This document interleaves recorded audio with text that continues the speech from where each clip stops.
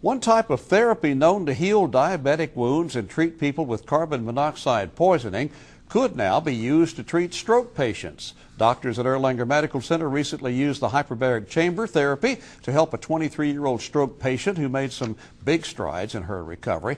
WDEF News 12's Kristen Johnson joins us now with more on that. Bill, when Megan Hampton would get bad headaches and her right side would go numb, she never thought much of it until one day last year when just at the age of 23, she suffered a stroke.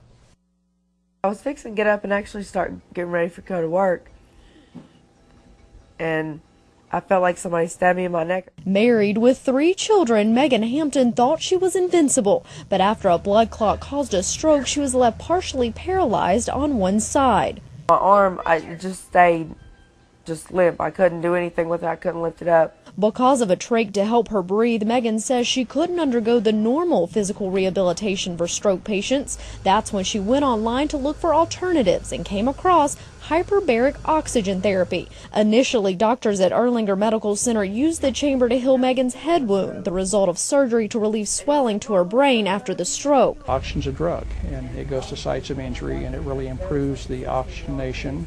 It does a lot of good things for the cells.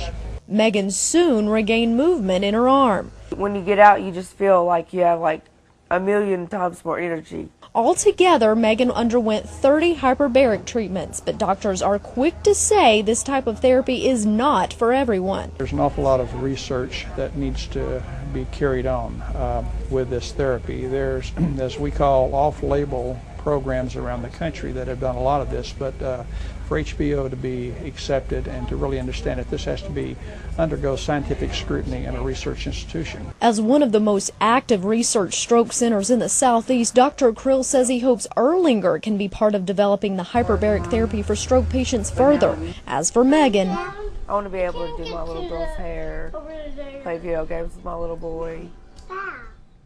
And Megan says she would also like to become an advocate for stroke patients because she says it's not an easy thing to go through unless you know someone who has went through the same thing. Kristen, thanks very much for joining us.